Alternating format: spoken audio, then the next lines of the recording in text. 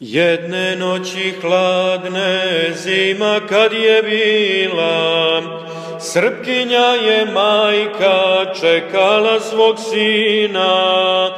Čekala je sina, molila se Bogu, s košara da dođe, donese slobodu.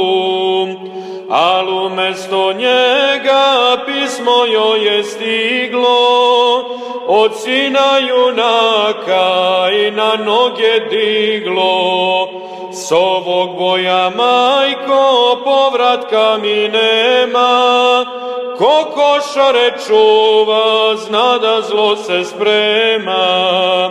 Ja ti, majko, živ se vratit kući neću, i sad već u crkvi zapali mi sveću, da Bog meni pokoj s junacima poda.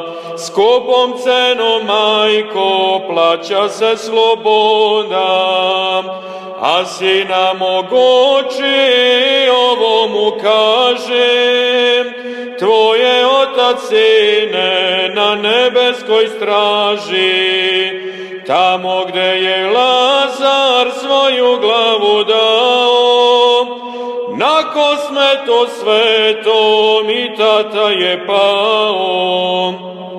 Pa je sada čedo kraj Miloša stao, a Hristos mu odmah carstvo večno dao.